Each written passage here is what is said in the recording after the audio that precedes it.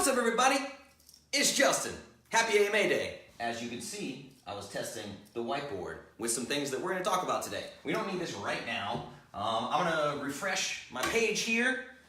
So happy to see you guys. It's Wednesday. I'm excited. I'm excited about this episode. Pretty cool episode, even though I was apprehensive about this episode, and I've been apprehensive about it for quite some time. I'll explain why. We'll get into the nitty-gritty details. This Facebook page is saying that Clovis is live, and I am Clovis. So that's cool. That probably means I'm live. There I am, waving my arms around like a crazy person. Click for more. There we go. Make sure that's muted so we don't have any feedback issues. We got some live viewers. Hi, Carla. Hi, Shannon. Hi, Joe. Hi, Christy. Hi, Shelly. Hi, Krista. All the people, thank you for being here. Hi, Tabitha. This is awesome. AMA Day. This is AMA number 40. Can you guys believe that? How many months is that? Hold on. I'm really bad at math. Let's see. 10 months. I used a calculator for that. That's embarrassing. Use a calculator on live for 40 divided by 4. Wow. That's a super brain fart right there. That's an easy one. All right. So what's up, Lindsay? What's up, Krista? What's up, Karen? Hi, all the people. This is going to be an interesting episode. I'm pretty excited about it. If you guys remember, first off, hit all the emojis and stuff, because I want you guys to understand that the engagement, the more engagement we have, the better it is for the Facebook algorithm. And I have been told to make sure that I say that so we get more engagements on the videos, more likes, more loves, more happy faces, sad faces, angry faces, whatever you want to do. You can do all the emojis. Click them all, tag your friends, share this to your timeline. You can literally just click the share button right now. Click share, share to your timeline. This will get shared to your timeline. It's public because it is on the Clovis Culture page. It's not in any of the private Facebook groups, the Academy or I Am Clovis or any of that. Completely public. Share it with your friends. Do it, do it, do it. Push it out there. Let's share this information. This is a very important one because there are over 50 million people in the country that are affected by this alone, this particular topic. So, this is Ask Me Anything number 40. If you guys remember, I explained this last week. I'm going to try to keep these episodes to an hour so they're easier for people to digest. They're also way easier for me to edit on the back end when they're not 90 minutes. Good Lord, I talk too much.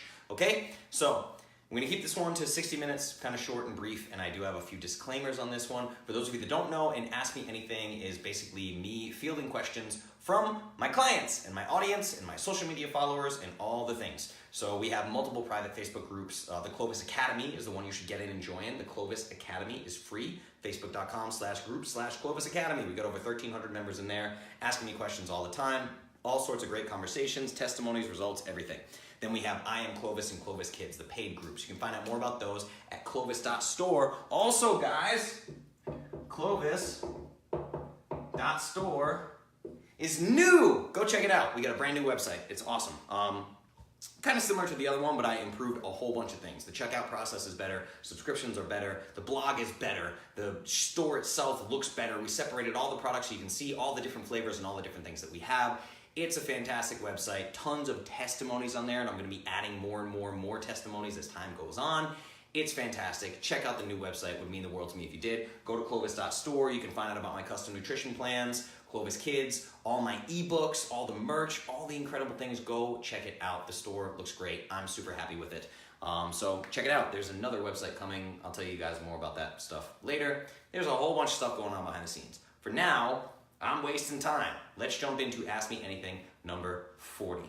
This one is called In the Spirit of the Depression episode that we did way back when, because I'm going to touch on that. There's a lot of other AMAs that already covered some of this stuff. So there was an AMA I did called Depression, A Second Opinion.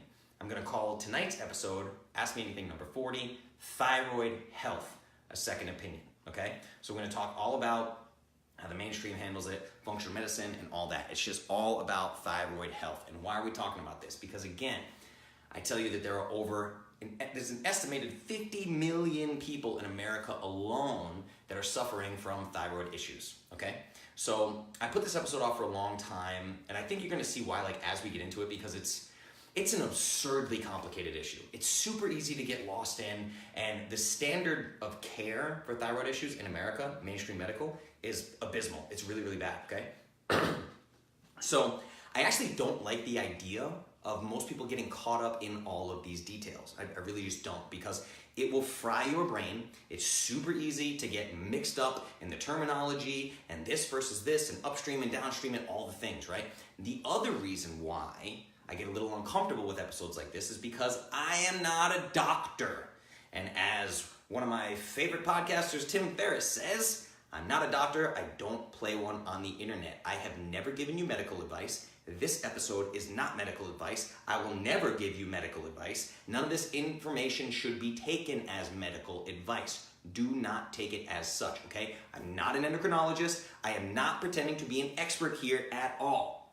I am just sharing what I have learned in my own independent research and study, just for my own personal well-being. This is not a prescription or anything, right? Don't worry about that stuff. So I'm really just gonna outline the basics of how to properly test your thyroid health. I'm also going to outline to you why you need a functional medicine doctor to help you interpret this stuff, not Justin, okay? And how to set yourself up for thyroid health by making the right lifestyle choices outside of medication. The go-to is medication, and I'll explain why that can be wrong, okay? The content is going to be extremely complicated. The conclusion, as always with Clovis, is going to be quite simple. Eat whole foods, change the world. Eat whole foods, change the world, okay? Seriously. Now, for those of you that don't know me and are wondering who I am, if you stumbled on this AMA or somebody shared it, you've never seen one before, my name is Justin Nault. I am a certified nutritional therapist, certified specialist in sports nutrition, certified specialist in fitness nutrition. I am the founder and CEO of Clovis. You can check out clovis.store for more on that. I invented a line of nutritional powders called the Perfect Paleo Powder. I invented them right here in this kitchen. Yes, I invented a whole food protein powder myself because I'm a crazy person, okay?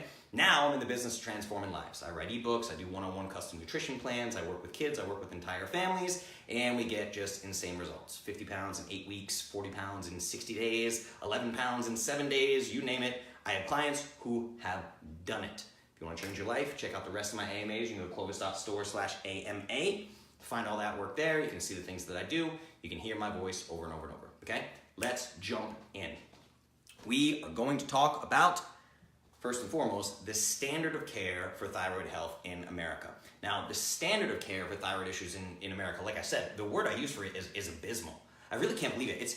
It's one of the most insane things that I've found on my entire journey of health and well-being. Like, the way they treat this is insane. I'm gonna explain to you why, right?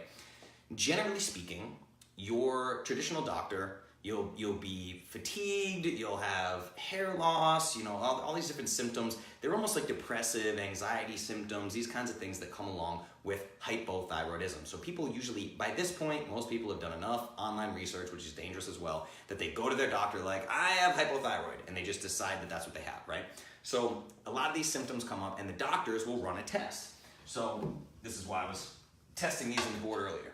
Generally speaking, they're gonna do this.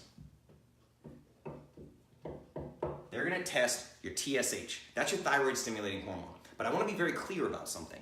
Your thyroid stimulating hormone is not actually produced in the thyroid, it's produced by the pituitary gland. And we're gonna talk about all the different ways that all these things play into this, okay? But what they're gonna do is they're gonna test your TSH. Now, they might test your T4, which is actually an inactive thyroid hormone, and we're gonna explain that. It requires conversion to be used and all these things. But at most, a traditional doctor is probably gonna measure TSH, and he's gonna measure T4. Now, a lot of doctors won't even do this, right? They'll just measure TSH, and they'll make the decision based on that, which is super dangerous. So we're gonna talk about it, okay? So they might test TSH, they might test T4. If the TSH number is high, again, this is your thyroid stimulating hormone. If it's high, they're gonna take that as a sign of hypothyroidism. They're gonna say that your thyroid is not functioning properly, okay? Hypo, not enough, right? So if your TSH is high, they're gonna suspect hypothyroidism. Now, they'll say you have the beginning stages of hypothyroidism.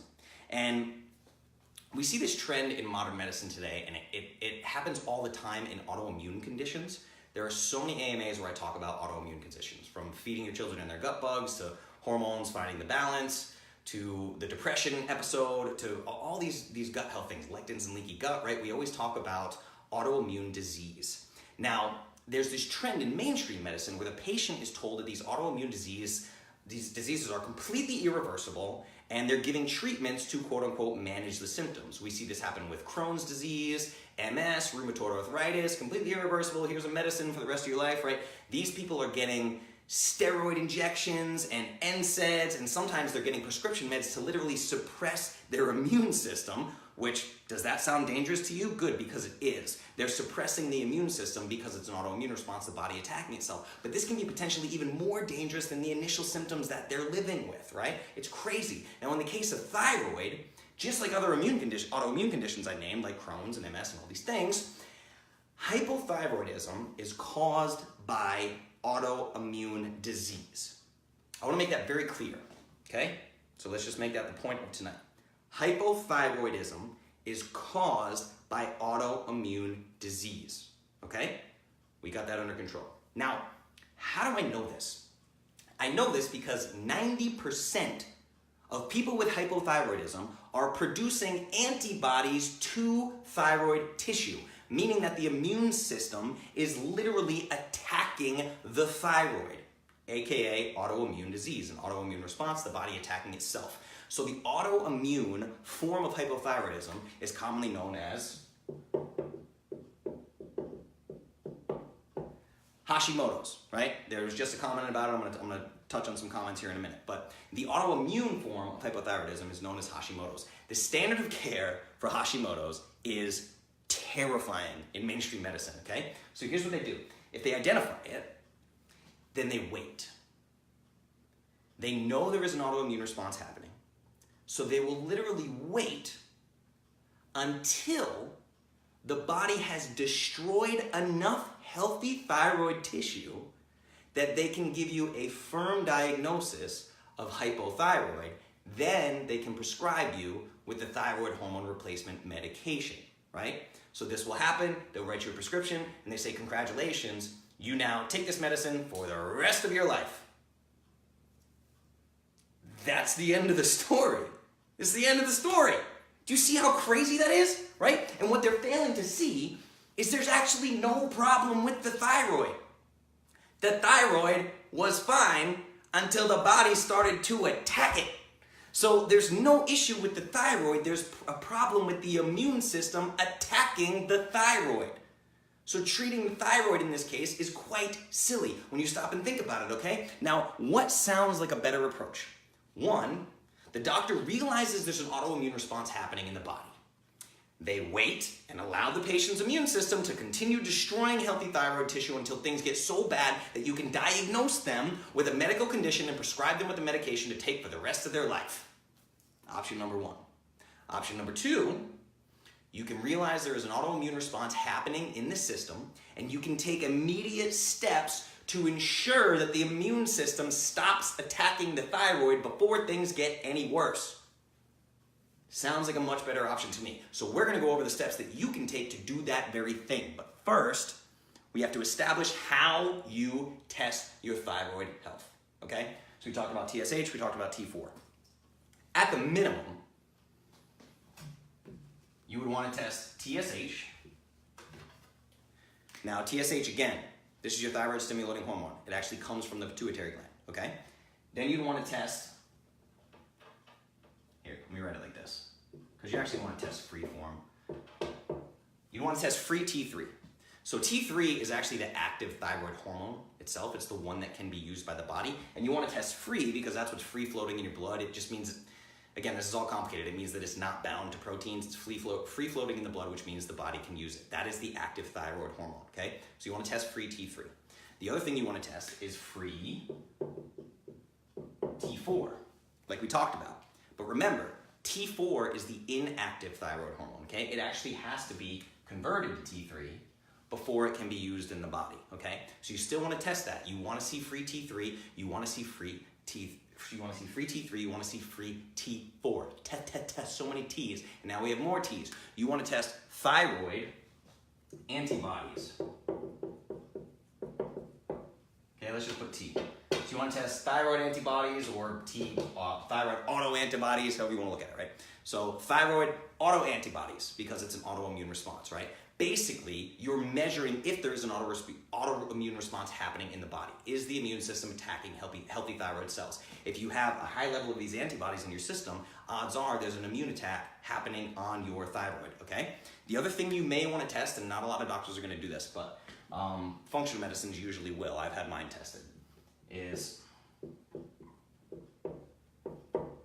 reverse T3. Now, reverse T3 is an inactive form of thyroid hormone. Again, it's inactive, right? But the reason why you test for these things is, again, we talk about this whole web, treat the body as a whole. So reverse T3 is generally produced when you have some kind of stress issue going on, like chronic levels of stress, or like it could be, you know, a warning sign that your cortisol levels are through the roof or something like that. We're gonna get into all that in just a second. But reverse T3 can actually help a good doctor understand if there are upstream issues, and we'll talk about upstream, downstream again, so you guys can get a reminder for that. But it will help you determine if there are some upstream issues happening with like the pituitary gland, HPA axis, all these things we're gonna talk about, right?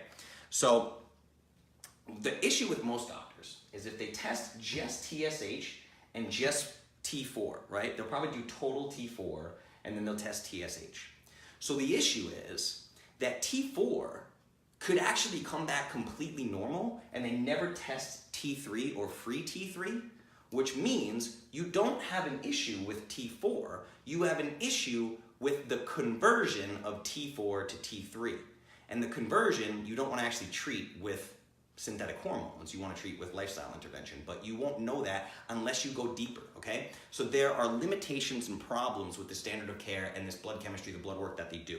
So I want to jump into that for a second because I need you guys to understand this for a number of reasons because it's true of all blood work. So I'm going to step outside of just thyroid here for a second. I'm going to talk about the problems with labs, okay? I know I'm going fast, guys, but I'm trying to condense all this stuff into 60 minutes, right? And again, you guys always ask me to cover these big giant topics. So, if we look at the problems with blood work, there's a great video of this online on YouTube. You can just search for it. Dr. Brian Walsh. He does this little presentation on the problems with modern blood chemistry, okay? Highly recommend you go check it out, but I'll give you basically the cliff notes here. So the number one problem is reference ranges, okay? So reference ranges when it comes to lab work, they're not standardized at all. Now, the other thing is, let's say a reference range, right? So let's say you're looking at TSH and like your functional TSH is between 0.5 to 5.0, right? Depending on the lab, again. So let's say it's 0.5 to 5.0 for like functional TSH levels, your thyroid stimulating hormone. So the thing about these reference ranges that people don't understand is they're not standardized. So the reference ranges can change from lab to lab, the same lab in two different states. They can change from state to state, and they can change from country to country. So let me give you the same example that Dr. Walsh gives you.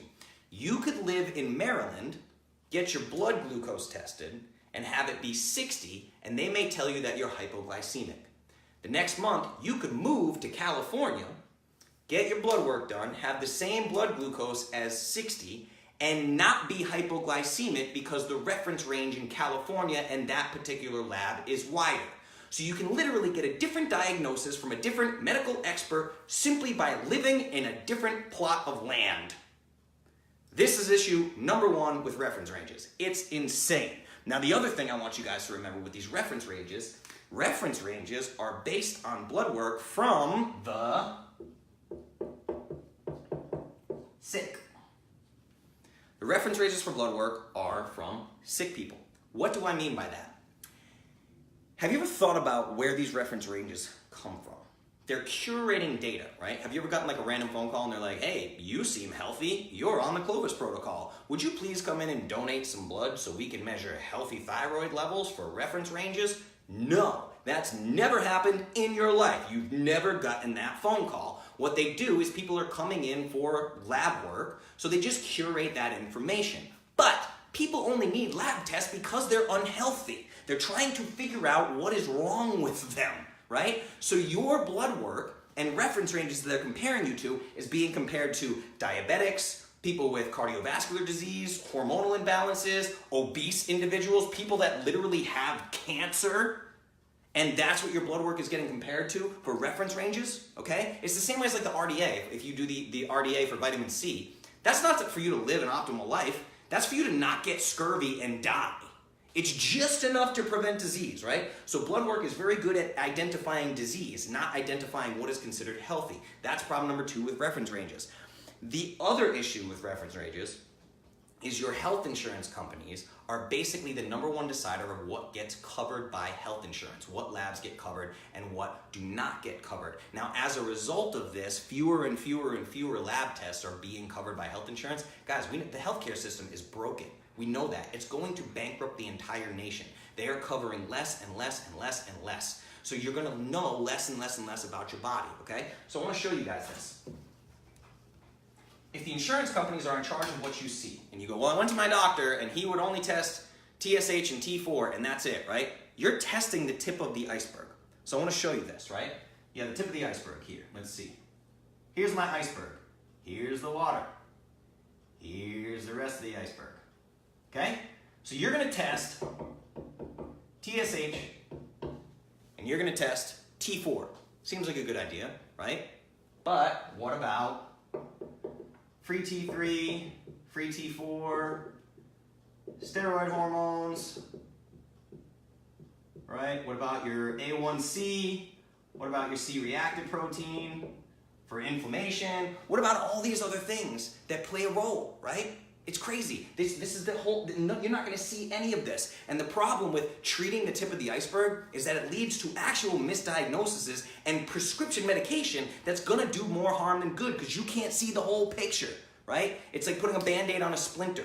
You don't take the splinter out, you just put a Band-Aid over it. Oh, can't see it. If I can't see it, it doesn't exist, right? That's going to lead to problems down the line, okay? Now, a good example of this, like I talked about, if you can't convert T4 to T3, if you're having a conversion issue, it doesn't matter how much synthetic T4 your doctor gives you as a prescription medication, it won't change anything. And your doctor will just continue to up the dose, up the dose, up the dose, and shrug his shoulders.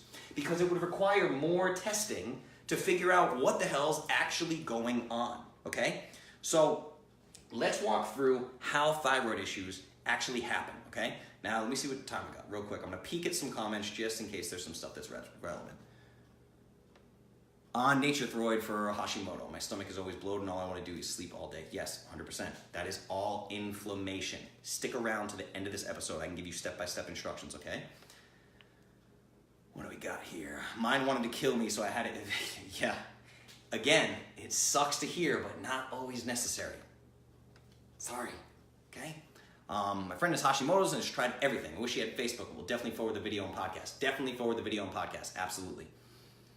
Thanks to thyroid, I have celiac, Hashimoto's, and POTS. Yes, does not surprise me at all. So I'm going to talk about celiac here in a second. Celiac, thyroid, gut issues, they all go hand in hand. We're getting there. Don't worry. Okay, I want to just see those comments and see if they were super relevant, and they are super relevant, okay? So I'm going to get to this right now. This is going to touch on your celiac issue. It's going to touch on Hashimoto's, all this stuff, right? So 90% of people, I'm going to put that there. I'm going to draw it in the iceberg. It's got nothing to do with the iceberg, right? But 90% of people with hypothyroidism in the US also have Hashimoto's, like that comment just said, right? Hashimoto's is an autoimmune disease. It is a gut health issue, okay? Gut health issue. Not a thyroid issue per se, gut health issue. Now think back to my AMA on lectins and leaky guts. Lectins and leaky gut. I did back to basics, lectins and leaky gut, right? Can't remember what number it is. I can't remember these off the top of my head. But I talked about the tight junctions in the lining of your intestines, right? We talked about those tight junctions, the things that lead to gut permeability. Well, surprise, surprise, thyroid hormones actually strongly influence those tight junctions and keep them healthy. So quite literally, you can't have a healthy gut without a healthy thyroid, which means you can't have a healthy thyroid without a healthy gut. Autoimmune disease. All disease begins in the gut. We know this now with new data that's coming out day after day after day, especially the last 10 years. What we've learned about the microbiome is mind-blowing, right? It plays a role in literally everything. That's why you need Digest and Rest Paleo Powder, right? So if you remember, AMA number 31 was called Hormones Finding the Balance. I wrote that one down for you guys so I can put it in the show notes. But AMA number 31, Hormones Finding the Balance. We talked about adrenal health and we talked about adrenal fatigue. So thyroid function also depends on proper adrenal function. So weak adrenals can cause symptoms of hypothyroidism when there's actually no problem with the thyroid at all, okay? So I want you guys to remember, we talked about, I'll just do it like this. We talked about upstream, we talked about downstream effects within endocrinology, within the human body as a whole, okay? Now, when I introduced you to upstream and downstream, I was talking about HPA. That's the hypothalamus pituitary adrenal axis. Say that 10 times fast. Hypothalamus pituitary adrenal axis, your HPA axis. We talked about HPA axis in AMA number 31. We also talked about hormone levels, your stress hormone, cortisol, right? We talked particularly about cortisol, its role in leaky gut, HPA dysfunction, its role in leaky gut, right? So I want you guys to understand, when we talk about the HPA axis, TSH, like we talked about, your thyroid stimulating hormone, is produced by the pituitary gland, okay? So an issue with the pituitary gland that would impact thyroid function would be considered an upstream issue, right? Upstream. Pituitary gland disruption, something's happening, affects the thyroid upstream, okay? So that's an upstream problem. Anything that disrupts the HPA axis also disrupts the thyroid. And HPA disruption, as we know, can also lead to leaky gut. An autoimmune thyroid disease, also known as Hashimoto's, is caused by what? Leaky gut. Okay? This is a huge picture, huge problems, huge giant web. You guys got to understand the entire web to realize why just something like supplementing T4 may not be the answer to your problems here. Okay? Take a peek. We got okay, that's thyroid one. People are talking to each other. Cool. Keep talking to each other. That's awesome. I love it. All right. So now that we've touched on the iceberg thing, all the things that you need to test for, the HPA axis, we're talking about pituitary health, we're talking about adrenal health, we're talking about thyroid health, we're talking about gut permeability, we're talking about inflammation, autoimmune disease, right? Hand in hand with things like Hashimoto's. So I'm going to give you a rundown of how the thyroid issues happen, okay? Now, I've been trying to find a balance on these episodes of using the whiteboard, but also making sure that this makes sense when I edit it into a podcast with just audio, right? So here's the rundown. Inflammation, I'm going to introduce you to something new. We talked about HPA, now we're going to talk about HPT, which is the hypothalamus pituitary thyroid axis. We're talking about HPT. So inflammation is at the root of all these problems. Inflammation suppresses HPT, okay? Inflammation suppresses HPT. Inflammation also reduces the number of thyroid hormone receptors and their sensitivity throughout the entire body. So I want to be clear, guys. Thyroid hormone is so important that every single cell in the human body has a receptor for thyroid hormone. So it plays a role in almost every single biological function you can think of. Now, inflammation also decreases the conversion of T4 to T3. So you have inflammation decreasing the HPT axis. You have suppressing the HPT axis. You have inflammation decreasing the conversion of T4 to T3, the inactive thyroid hormone to the active thyroid hormone that your body can actually use. Big problems, right? Now, since the receptors are being damaged by the inflammation, it literally doesn't matter how much T4 or T3 you have. Because if the receptor's being damaged by all this inflammation, they're still not going to get the signal. You can take a ton of T4 and T3 as medication, and the cells are still not going to respond to it because of the damaged receptors. In AMA 31, I talked about the two cell phones, like iPhones, sending text messages to each other. This sends a signal, the receptor picks it up, right? So send a signal, receptor picks it up. If that receptor's damaged, it's not going to get the signal. So it doesn't matter how much T4 and how much T3 you throw at the body. If the receptors are damaged, they're not going to get the message until you fix the underlying issue. Inflammation, leaky gut. This is what you must do for proper thyroid function. And medication is not going to help you fix the leaky gut inflammation issue. Again, it's like putting a Band-Aid over a splinter without removing the splinter first, okay? So how do we fix these things? How do we fix inflammation and leaky gut? Well, we do it through lifestyle intervention.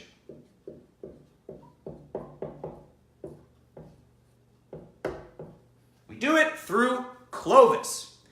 This is another reason why this thyroid issue has taken so long to be its own AMA, because it doesn't need to be. You can get into the nitty-gritty details, you can learn this stuff if you really want to, it'll make your freaking head spin, right?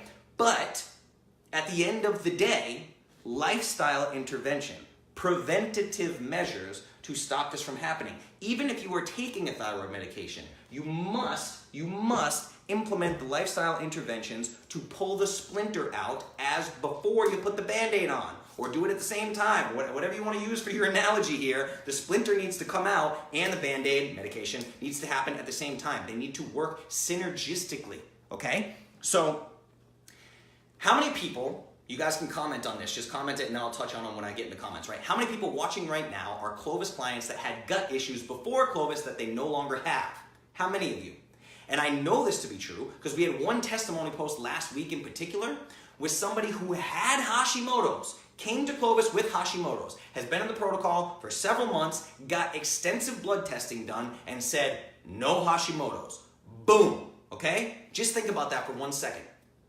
So again, this is another reason why I put this episode off. I might not have even known that person had Hashimoto's, right? So at this point, it's just clear that lifestyle intervention plays a huge role in every single aspect of human health, period. It's self-explanatory at this point, okay? So let's talk about what we can do. Let's get into these lifestyle interventions. It's very important.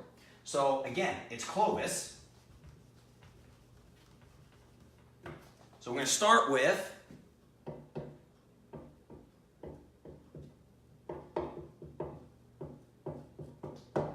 remove triggers. You need to remove autoimmune triggers. When you're removing autoimmune triggers, you always start with food. What are the most problematic foods when it comes to autoimmune disorders and inflammation? Gluten, grains, soy, refined sugars, and dairy. Gluten, grains, soy, refined sugars, and dairy. Remove them. What does that sound like? Clovis. Duh. Okay? Very important. That's number one. But I also need to talk about the fact that the number one offender, hands down, is gluten. And I'm glad we just had a comment from somebody who was talking about how she has Hashimoto's and celiac, okay? Because those with celiac disease are at a 3x higher risk for hypothyroidism. Thyroid issues in general, really, but they're at a 3 times higher risk for hypothyroidism. Just by being celiac disease. The connection between gluten and thyroid is so strong that researchers suggest that all patients with autoimmune thyroid disease, Hashimoto's, be screened for celiac disease and vice versa. Anyone with celiac disease needs to be screened for Hashimoto's, okay? Autoimmune thyroid disease. That's how strong that gut connection is. It's insane. And the reason why, I've taught you guys this in the past. I don't know if you remember. Amino acids are the building blocks of life. Now, string together amino acids and you get proteins. All of your cells and tissues and all these things are made out of proteins. Well, the protein gliadin, which is the protein that's found in gluten, nobody really knows what gluten is, but there's a protein inside of gluten, right? Everyone's like, I'm gluten-free, and they don't really know what that means, right? Well, that's what's happening. It's a protein. There's a particular protein inside of gluten called gliadin. Well, the amino acid chain that makes up your thyroid tissue, unfortunately, looks very much like gliadin. So if you have a gluten sensitivity, you have gliadin in your system, the immune system freaks out and attacks gliadin, it mistakes the thyroid for this gliadin protein. So your immune system attacks your own thyroid thinking that it's attacking gliadin. Okay? There's a definition of an autoimmune response, the body attacking itself. Now, I need you guys to understand something. This is a bit of an extreme example, but not really. I'm sure a lot of people deal with it, so I'm going to just tell you this example anyway. And I'm going to get into a little bit of a personal story. Let me see what kind of time I got. Yeah, I'm doing good, okay? So, if you're suffering from autoimmune thyroid disease and you're sensitive to gluten, odds are if you have one, you have the other. So, if you're suffering from autoimmune thyroid disease and you have a sensitivity to gluten, you can eat a gluten-containing food once, one time. This is for all you cheat day people out there. If you have autoimmune thyroid disease and a gluten sensitivity, you have gluten once.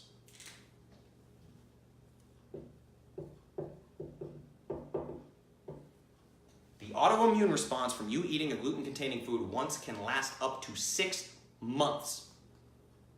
I need you to understand that. Why am I pointing out that your autoimmune issue could last up to 6 months? Because that's no joke. It sets you back, and it can undo the healthy work that you have done. This is why I roll my eyes every time somebody asks me about a fucking cheat day. It drives me crazy. They don't understand what's happening, okay? And I'm gonna walk you through this. I'm gonna go on a little side riff here because of things I see happening in the Clovis Academy. It's great. Whenever people learn a lesson, like I call it touching a hot stove, they get in the Clovis Academy and they want to talk about it, right? So people get on there and they're like, hey, I went to a wedding, I went to a social gathering, I've been on Clovis for 3 months, I'm down 40 pounds, I'm down 6 pant sizes, everything's wonderful. I went to my cousin's wedding and I ate a piece of cake and I drank a beer and I feel like I'm dying. I've been in bed for 2 days, I can't move, I literally feel like I have been poisoned, right? They can't get out of bed. If you're in the academy, you see posts like this all the time. People are like, oh man, I messed up, I cheated, and I feel like I'm dying. They feel like they're dying, okay? Now on the flip side of this, I want to explain to you guys, when I was in Puerto Rico, you may have seen that I did an AMA from Puerto Rico. I did a live from Puerto Rico AMA. And I got a ton of questions from people that I was kind of surprised by, but then I realized that people didn't have an understanding of this. But they're asking me about what I ate, right? What did I eat when I was in Puerto Rico? Because I ate some shit I don't usually eat. I ate some fried local cuisine. I tried local cuisine, which was fried. I had some wine. I drank some tequila. I drank a bunch of mixed drinks. I ate a lot of fruit because fruit is a staple there, right? In Puerto Rico, I mean, granted, I went to some really good restaurants and paid some good money for things like grass-fed beef. But generally speaking, there's a huge diabetes problem in Puerto Rico. It's fried food, fried in canola oil, and vegetable oils, and a ton of fruit, right? Now, I partook in some of that, and I'm gonna explain that to you. But people seem shocked that I had zero problem with those foods. No response at all, it was totally fine. As if they think that I personally need to eat 100% strict Clovis all the time. But I tell you guys this all the time. My goal for you is not to live a life of complete restriction 100% of the time. That's not the goal. My goal for you is to be healthy. I want you to be a healthy person. A healthy person means you can withstand stressors. You can withstand acute stressors. You are resilient. A healthy person is resilient. But to get you to be a resilient person, healthy person, takes time. And it can take a significant amount of time. I always tell you guys, we're trying to undo decades of damage. Decades of damage. Now, I have eaten the Clovis way, the exact approved foods list as you see it if you're a client, right? I have eaten that way 99.99% of the time for at least the last 5 years. My paleo journey probably started 7 years ago, but it took me a couple years of tweaking and figure things out. I was eating all bananas at the front. I'm like, they're paleo. I didn't know any better, right? So it took me a while to figure out the Clovis aspects of things, kind of build my own plan, which is now the plan that you're probably following, right? Now, it takes a long time. I'm not trying to scare anybody. I just need you all to understand that it took me a shitload of discipline to be able to, quote unquote, cheat on vacations. And I also need you guys to understand that my cheating on vacations is basically the equivalent of someone on the standard American diet eating as healthy as humanly possible. My cheat days make the standard American diet look ridiculously healthy, okay? Let me walk you through some of my junk food. 85% dark chocolate. I went to a nice little restaurant there and had chocolate avocado mousse. Oh my God, right? Went to this local Son Paletas, this world-renowned Puerto Rico popsicle place, right? And I said, I want the 100% fruit pop that has no sugar. This thing was made of 100% fruit, and I ate it. That's a cheat food for me, okay? 0 sugar added. I had like mangoes for breakfast because everybody has fruit there, right? That's what my cheat foods look like. Fruit and dark chocolate. Okay? The worst thing I had was mofongo, which is local, and that's literally just plantains and papaya. The only issue is they fry it in vegetable oils, and I'm not used to vegetable oils, right? But I had that, was totally fine. Oh, and I had bread. I had bread in Puerto Rico. I had artisan, homemade, baked fresh that day, fermented sourdough bread, okay? This is as bad as my cheats ever get. So when people talk to me about cheat days, I want to slap them. It's terrible. Because I want to be healthy. I don't give a shit how many nutrition gurus say that because I don't eat bread that I have an unhealthy relationship with food. They're fucking wrong. I have an unhealthy relationship with poison, okay? You're never going to see me eating a Krispy Kreme and drinking a Coca-Cola. Ever. because I know the consequences. I'm not going to do it, right? It's just not something I'm going to do. You're never going to catch me doing that. You couldn't pay me to do it, right? So this is why it's so important for you guys to maintain discipline. I talk about discipline being your superpower, right? You must maintain discipline as long as possible on your Clovis journey. It's in your welcome email if you sign up for a custom nutrition plan from me. At this stage of the game, we are going to be kind to your body and help you heal. That's what we are doing. If you cheat once and you feel like you are dying, you are not healthy enough to cheat, okay? Understand that. If you cheat and feel like you're dying, you are not healthy enough to cheat. You're not there yet. You're not resilient enough. There might be something going on with the gut, okay? End rant. Let's move on. Let's talk about what else you can do for thyroid health, okay? Let's chat about it. Let me see a couple of comments here. What do we got? That is not cheating. It is cheating, though. It is. In my world, it is cheating. Understand that. Jennifer, gluten can affect your body for 6 months. Yup. Gluten, dairy, lectins. Me, no more gut issues since Clovis. Awesome, Carlin. That's fantastic. Thank you for commenting on that. I appreciate it. We need to talk. Some people chatting. Abdominal pain. Okay, we're back up to that. Almost 200 days and no cheats. It can be done. It can absolutely be done, and your health will only get better from there. And the odds of cheats bothering you in the future, the longer you stay disciplined, the less likely you are to have a catastrophic event if somebody slips you something with a speck of gluten in it, right? So let's talk about this. Other things you can do for thyroid health. So we talked about gluten removing triggers. Talked about gluten. Whoops. The other thing you want to do is avoid chemicals. Go to clovis.store and get my approved products list. That is a list of approved products that help you have a toxic-free environment, right?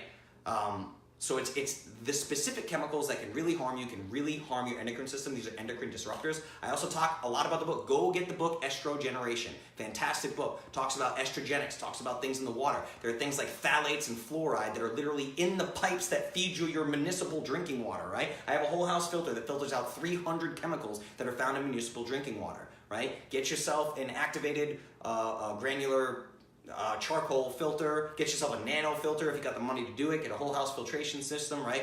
Fluoride, phthalates in particular, these are thyroid disruptors, all right? So go get the approved products list and try to remove some of these toxic chemicals from your home. This is very important. So remove the trigger foods, particularly gluten.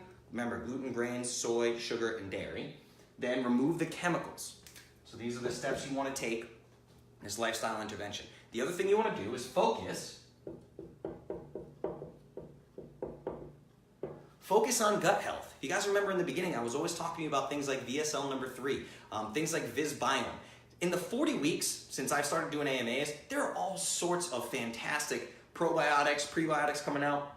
Not to mention, there's probiotics and prebiotics in the Perfect Paleo Powder, in the fat loss, in the digestion rest, and the post-workout. These all contain probiotics and prebiotic dietary fiber to feed those probiotics, okay? Prebiotics, probiotics. That's what you need, a focus on gut health. Now, fermented foods help with this, right? Now, if you already know that you have gut health issues, if you have something like SIBO or Candida or whatever, you could also try like the Paleo Low FODMAP diet, which I highly recommend.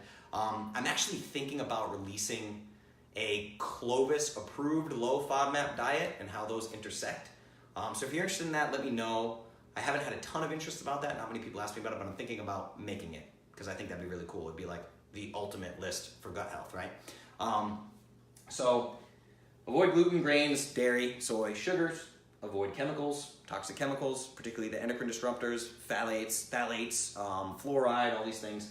Gut health. You want to focus on gut health, the health of your gut microbiome, one of the best things you can do. Now, on top of that, you want to reduce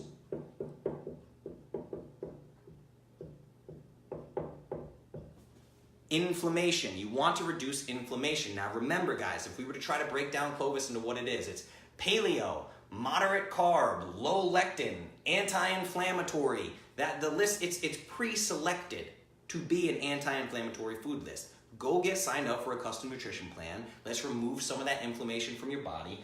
Pre-selected the most nutrient-dense foods on planet Earth, and we're gonna handle your gut health, right? Deal with your gut health and deal with the inflammation as one. That's part of the Clovis protocol. It's what we focus on. You can also try adding things like omega-3s. I love Nordic Naturals is a great option. Get some healthy omega-3s in your system. Reduce things like omega-6s. If you're not on the Clovis protocol, just try to reduce hydrogenated industrial vegetable oils, right? They're in almost every restaurant, that's what they cook in. So you really need to try to avoid those. That has inflammatory omega-6s. Try to remove those inflammatory omega-6s whenever you can. Get that ratio of omega-3 to omega-6 closer to a 1:1 ratio or a 2:1 ratio, whatever you can do, right? The other thing, ingredients that are anti-inflammatory, such as turmeric, right? Turmeric in clinical studies has been proven to be as powerful as ibuprofen in high doses. Turmeric is also in the Perfect Paleo powder, right? Shameless plug. But things like omega-3s, turmeric, all that, try to reduce inflammation in your body as much as you can, okay? Let's do a little time check here. I'm gonna jump into Q&A here in a second, but something I wanna chat about. Now again, not a doctor, don't play one on the internet. This is not medical advice, so I'm going to do this very carefully. If I am the patient, Justin Nault, me, myself, not you, if I'm the patient, right? Let's talk about this. When would I medicate?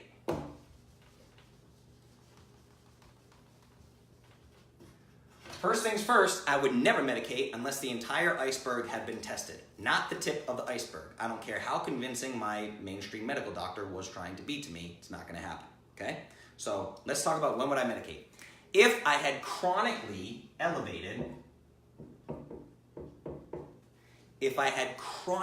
now again, I would do multiple tests, 3 months apart with lifestyle interventions in between before I did that, right? So if I had chronically elevated TSH and my T4 and T3 were chronically low, I myself would probably consider medication. I would go the bioidentical route first with something like Nature-Throid. That's what I would do if it were me.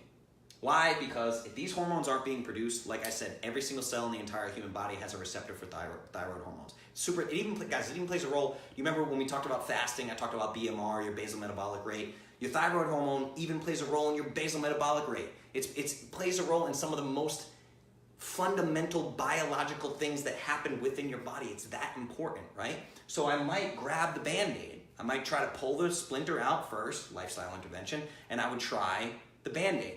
But it would not be permanent, I'll tell you that. I try to get everything functioning as quickly as I could so I could get off of that, right? Especially if it was synthetic. So on the flip side, if my TSH was coming back as normal,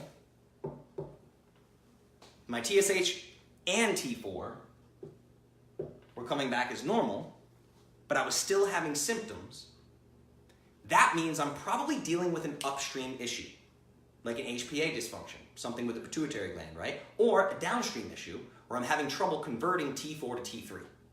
If that were the case with me, I probably wouldn't take medication. I would probably focus on lifestyle interventions first. On top of that, I would test the entire iceberg, right? I would immediately test the entire iceberg. And what do I mean by that? I would test all sorts of other things outside of thyroid function. I would test my sex hormones, like steroid hormones, because those play a role. Estrogen and testosterone plays a role. I would test that. I would test C-reactive protein. I want to know about my systemic inflammation. Another thing, pre-diabetics, diabetics, much higher risk of thyroid dysfunction. So you need to know what's going on with your glucose levels, okay? So you get yourself an A1C test. Okay, and A1C is going to tell you what's going on with your glucose over the last 3 months, basically gives you an average idea of your blood glucose levels. So again, I would test TSH, I would test T4, T3, reverse T3, I would test my antibodies, I would test, I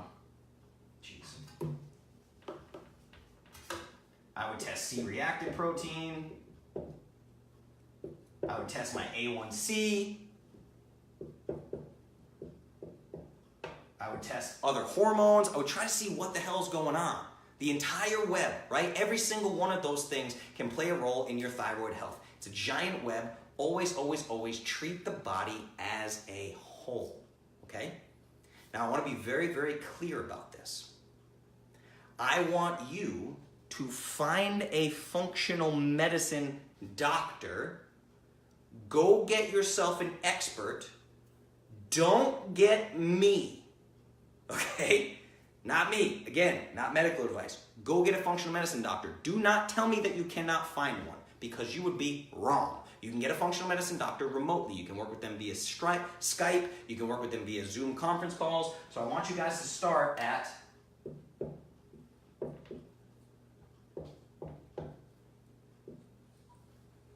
ifm.org. That's the Institute of Functional Medicine.org. Go to ifm.org, find a practitioner. That's what I want you to do. Go find a functional medicine doctor, because even if you test the whole iceberg, you're gonna have a hell of a time trying to dissect those test results yourself. You need an expert, okay? Trust me, you need an expert. And if you do need medication, you need someone who can write you a prescription for that medication.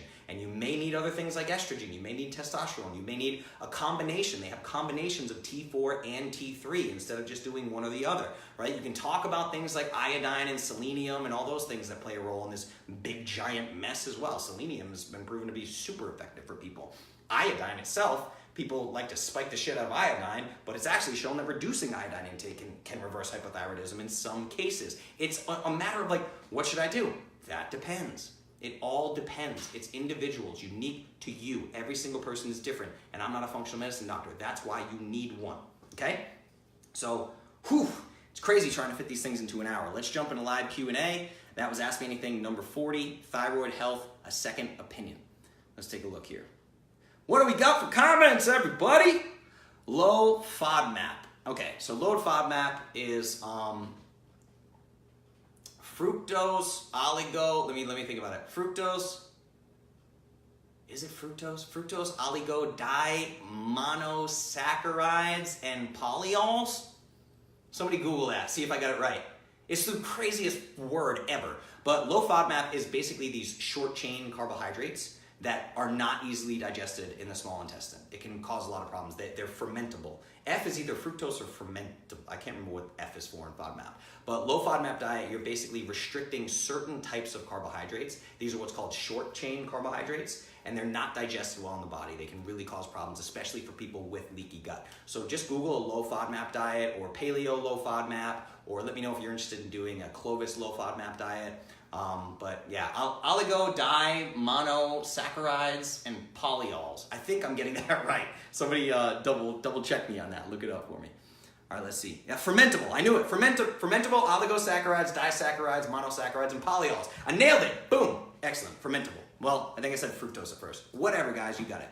All right, let's see. You told us what tests should be done to check thyroid function. What tests should be done to check for leaky gut in general? Or is it the same ones? No, not the same ones. Now, C-reactive protein can be really helpful, because if you have like crazy inflammation levels, then you probably want to look into gut health more. They do these IG, I think it's called IG band testing. I can't remember exactly what it is, but one example would be, let's see. It's easier if I just give you companies that do this, to be honest. So you can check out Cyrex. Cyrex, I think they call it either gut permeability or intestinal permeability test. So Cyrex does it. Another one that does it is Genova.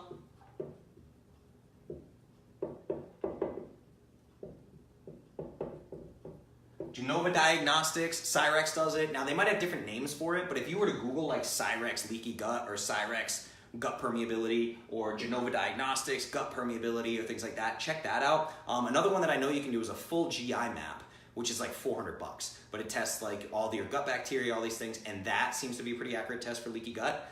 There are ways to test this. So just take some Googling. Those are the two companies that I would recommend. Low FODMAP, almost 200 days and no cheats. Check that out. Gluten can affect your body for 6 months. Yep, we saw these comments. Let me know what else you guys got. I'd be interested in the paleo FODMAP list. Okay, let me think about that. Let me try to put that together. Fermentable, oligosaccharides, disaccharides, monosaccharides, and polyols. I'm happy I got most of that. Crazy. But yeah, low FODMAP diets have been shown to be really, really effective. And it's interesting too, because what low FODMAP does is, like, I'm a big fan of leafy green vegetables, right? But all of a sudden you have things like cauliflower, onions, mushrooms, all of these items that are typically I would recommend for your gut health to feed your healthy gut bacteria. Somebody with leaky gut or SIBO or candida is not going to do well with these things. So these FODMAP foods can actually feed unhealthy gut bacteria. They can lead to bad bacteria overgrowth, which is what, SIBO is literally small intestinal bacteria overgrowth. You have bacteria that should have never made it to your small intestine that's in there, and it will ferment these foods. It'll cause all sorts of intestinal discomfort. It will increase inflammation. So low FODMAP can be really, really helpful. FODMAP removes, I think it even removes things like avocado. You lose all your nightshades, certain types of nuts. It can be very restrictive. And then if we were to do a Clovis and low FODMAP, it's going to be even more restrictive. But that said, I don't know about you guys. I have no problem with food restriction. I don't know. I'm just stupid disciplined. I don't know why it is. I'm lucky. I was born that way. I just did a podcast with my dad I'm going to release. He's the same way. My grandfather was the same way. If you told me I had to drink 12 ounces of gasoline a day to be healthy, I could do it, no problem. It should just, this is not difficult for me. Like if I switched to a low FODMAP diet, it'd be no problem, But for some people, it's really, really, really tough. It can be very, very restrictive. What else we got here, guys? Let me know some other questions. It is now almost 9 p.m. I love making these things shorter, man. I mean, it's like a crash course, but do you have any tips for people that have had their thyroid out but still have wonky issues all the time? Will eating Clovis level out those issues? I hope so. Carla, but remember, I was talking to my dad about this today because I really don't know the best form of treatment if the thyroid is already gone. So if you remember, I told you that every single cell in the human body has receptors for thyroid hormone. You need it. It's essential. It's essential, right? So if you don't have a thyroid, you have no choice but to be on medication for the rest of your life. That is simply a thing. It's same if somebody gets their gallbladder out, I'm going to tell them to take digestive enzymes for the rest of their life because fat is essential for human survival. The gallbladder helps you digest fast, so now you need digestive enzymes to help you digest something that's essential for human survival. Your thyroid hormone is very, very important. So you may be medicated for the rest of your life. That doesn't mean, of course, like I said, self-explanatory. The Clovis protocol is going to be fantastic for your overall health because leaky gut and inflammation doesn't just lead to thyroid problems. Leaky gut is at the base of all diseases. Literally, it plays a role in diabetes, Alzheimer's, dementia, depression, anxiety, all these things, right? All leaky gut. It all stems from inflammation. So why would you not take these same steps? Is it going to grow back your thyroid? No, of course not. So I don't really know the best plan of attack. If I didn't have a thyroid,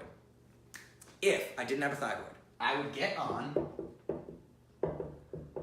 ifm.org immediately and I would find a functional medicine doctor and I would work with them right away. And I would probably do $1,300 worth of testing, blood testing, right off the bat. And everybody tells me they can't afford it. If the US government came to you and said, you owe $1,300 or you're going to jail, you would come up with $1,300. Telling you, it would happen, right? That's how heavily I prioritize human health. So if I didn't have a thyroid or was like, oh, that doctor took it out a long time ago, I probably didn't need to have that done, but here I am. This is my reality. Wherever I am right now is exactly where I'm supposed to be. I would hunt down a very good functional medicine practitioner, even if he was in a different state and worked with me remotely, right? I would find a functional medicine practitioner, get all the necessary blood work, and I would go through it with him step by step, and I would do everything that I could to make sure that I had the best chance at optimal human health that I could possibly have, even while not having that thyroid, okay?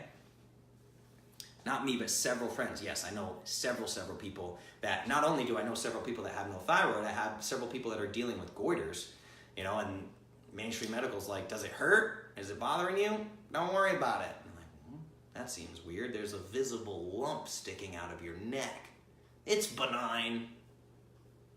Shit doesn't just happen. It's not just supposed to happen. You're just supposed to have a giant lump sticking out of your neck. You're a female who looks like you have a giant Adam's apple. There's probably a problem there, right? Let's talk about this. Let's try to figure this out. Let's try to figure out what kind of response is happening in the body to cause this thing to happen, right? There's goitrogenic foods and all those things, blah, blah, blah. I did find a functional practitioner that takes my insurance. That's awesome. I don't know how much I will pay, but I'm going to make an appointment on November 1st. Yes, do that immediately. I'm proud of you. That's awesome. I'm really glad you found one. And there are some functional medicine practitioners that accept insurance. I wish mine did. You guys, if I told you the amount of money that I spent on blood work and things like this, it's staggering. My nutrition is hands down, I own a nutrition company. It's hands down the number one most expensive thing in my life. My living expenses are pretty small, right? Because I've been lucky enough to have a fantastic music career and I've made some great investments like houses and such, right? But hands down, my number one expense is my health. And it should be that way. Your number one expense shouldn't be your car or your phone or your mortgage. It shouldn't be that. It should be what makes your body tick, right? Let's reorganize some priorities here, guys, right? What good is the Land Rover you drive if you die when you're 45? Let's think about it. Everything on their website lines up with everything you tell us. Of course, there's a reason why I point these people out to you, right? And again, go back and watch AMA number 39, the number one problem in health and wellness. I will never tell you guys I'm an expert. I am not.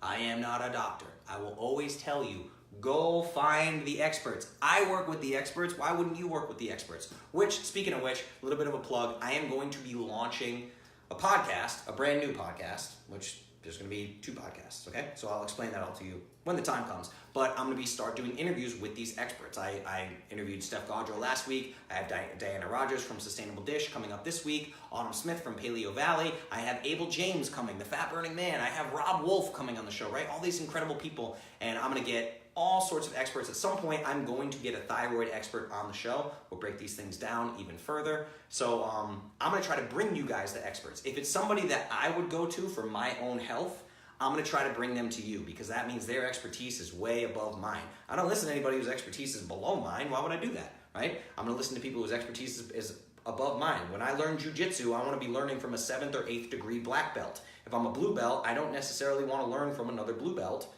or a green belt. I don't want to do that, right?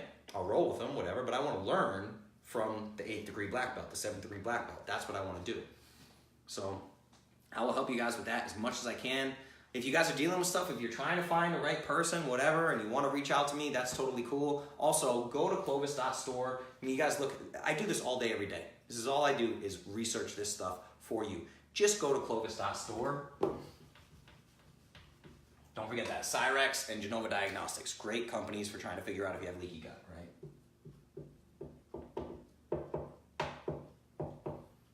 Go to Clovis.store first and foremost because I want to get your take on the new website. I really like the new website, so go check it out. I think it's awesome. The new blog, the blog section is great. The section with the AMA is great. The ebook section is great. Everything just looks fantastic. Go check out Clovis.store and look into my custom nutrition plans. Get yourself one and I'll help you handle all this stuff. The inflammation, the leaky gut, all that, right? Again, not medical advice. Don't take it as that. I gotta say that, guy. I gotta say it, okay? I know, it's annoying. It's probably annoying to hear over and over and over. All right, what else we got here? Kyle Cease, is that a recommendation for the podcast? Is that what you're saying, Carla? If so, I'm gonna write that name down. I think you might have told me about this guy already. Let me write it down again. Guys, I promise you, anytime you send me a recommendation of somebody that you want on the podcast, I write it down. I have a database of over 100 people right now. Literally over 100 people. Now, I came up with most of those myself. There's people that I want to talk to. But keep sending me these names of these people that you want me to talk to, okay? I want to make this podcast freaking huge. I want it to be awesome, okay? So help me out. Let me know who you want to talk to. But anyway, guys, questions aren't coming in. I know it's a lot to absorb. Go back and watch this one. Watch this one many times. Try to get an understanding of how the body works. Dr. Rhonda Patrick on your podcast. Yes, I'm working on that. Don't worry. Yeah, I've spoken to Rhonda before. So that should be a possibility. I'm going to try. No promises, okay? But I'm confident. Guys, when I want to get something, I usually figure out a way. That's just the way I operate, okay? So we're going to try this thing. I promise you. Can't promise it will happen, but I can promise I will put my absolute best effort into making it happen. So, thank you guys for being here. This is AMA number 40. Nice round, even number, 10 months in, right? And I like that number 40 was a very important issue that affects 50 million Americans, that is thyroid, okay? So AMA number 40, thyroid health, a second opinion. All of you live viewers, I love you. Go join the Clovis Academy. Go to Clovis.store, go to facebook.com/groups/Clovis Academy. Get in there. If you're in the Clovis Academy, invite 10 of your closest friends, families, relatives, people that you love. Just click add members. Add them to the Clovis Academy. I want to have a whole bunch of fresh new Clovis Academy requests tomorrow. Click the heart button, click the like button, click the happy face, click the wow face, click all the buttons. Click, click, click, click, click, click, click, click. Let's get that algorithm paying attention to Clovis shit, huh? Sounds good, right? Let's change some lives. Tag your friends in this, share it on your wall, go to Clovis.store, check out my ebooks, all the stuff I have to offer. Thank you guys so much for being here. Thank you for allowing me to do this work, which I love day in and day out. I absolutely love it. Can't thank you enough. That's because of you. Thank you guys. My name is Justin Nault from Clovis. Ask Me Anything number 40, Thyroid Health, a Second Opinion. Have a great night, you guys. Thank you.